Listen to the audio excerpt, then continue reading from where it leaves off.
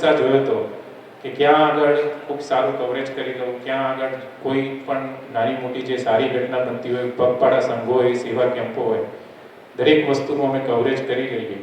એ રીતે તમામ પત્રકાર મિત્રો કામ કરતા હોય છે. અને આ ભાદરવી પૂનમનો જે મહામેળો છે એ ફક્ત અંબાજી કે બનાસકાંઠા માટે નહીં, સમગ્ર ગુજરાત માટે ખૂબ જ એ અગત્યની એક ધાર્મિક ઉત્સવ પણ છે. આપણા સાંસ્કૃતિક વારસાના જતન માટેનો પણ કાર્યક્રમ હોય છે.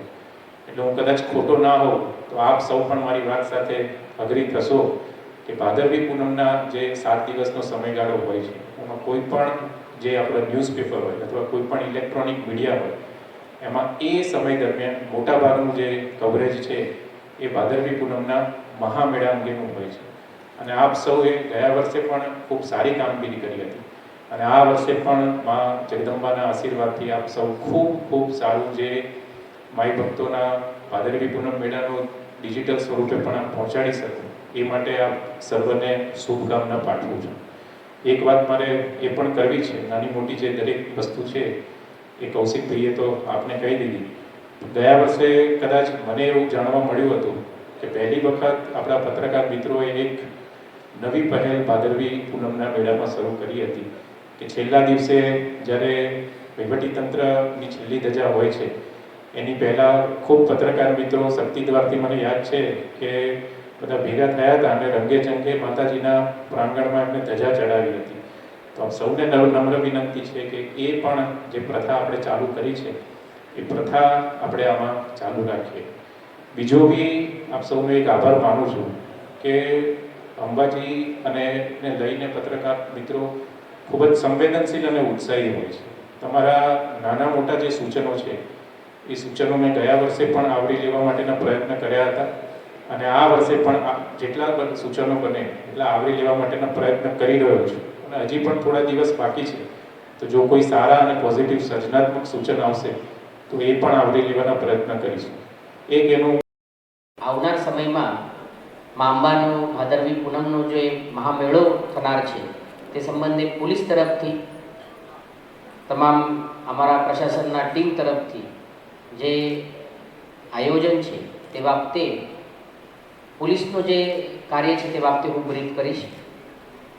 મેળામાં કાયદા અને સુવ્યવસ્થા બનાવી રહે, શાંતતા રહે અને દર્શન સારી રીતે થાય એના માટે આ વર્ષે પોલીસ તરફથી ફોર્સ નહીં પરંતુ ફેસિલિટેશનના માધ્યમથી, નોટ ફોર્સ બટ ફેસિલિટેશનના માધ્યમથી બંદોબસ્તની તૈયારી કરવામાં આવેલી છે. કુલ 5000 જેટલું આગામી 1 સપ્ટેમ્બરથી ભાદરવી પૂનમ મહામેળા 2025નું આયોજન થવા જઈ રહ્યું છે. ત્યારે મા અંબાના પ્રાંગણમાં સૌ માઈ ભક્તોને આવકારવા માટે જિલ્લા વહીવટીતંત્ર, આરાસુરી અંબાજી માતા દેવસ્થાન ટ્રસ્ટ અને ગુજરાત સરકારના પ્રવાસન વિભાગ દ્વારા વિશેષ તૈયારીઓ કરવામાં આવી છે. 27 કરતાં પણ વધારે જે સમિતિઓ છે એ જિલ્લા વહીવટીતંત્ર દ્વારા બનાવવામાં આવી છે અને સમગ્ર મેળામાં વિસામો, ભોજન, ફાયર સેફટી, મંદિર સંચાલન, ગબ્બર સહિતની તમામ જે સુવિધાઓ ઉપલબ્ધ કરવામાં આવી છે. આ ઉપરાંત કોઈપણ માઈ ભક્તને કોઈપણ જાતની તકલીફ ના પડે તેના માટે પણ પોલીસ વિભાગ સહિત જિલ્લા તંત્રના 6500થી વધારે જે કર્મચારીઓ છે એ કર્મચારીઓ ખડેપગે ઊભા રહેવાના છે.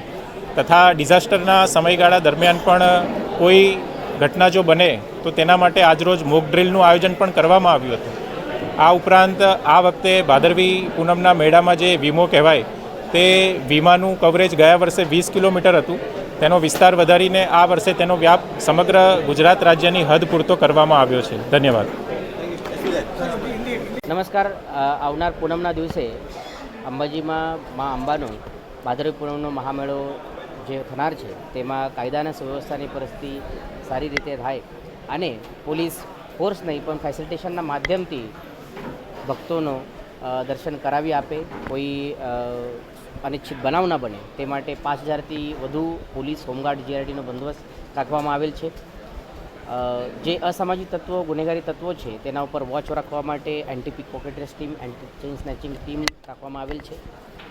જે અમારા માતા બહેનો મેળામાં આવનાર છે તેની સુરક્ષાના ધ્યાને લઈ સી ટીમની પણ વ્યવસ્થા કરવામાં આવેલ છે.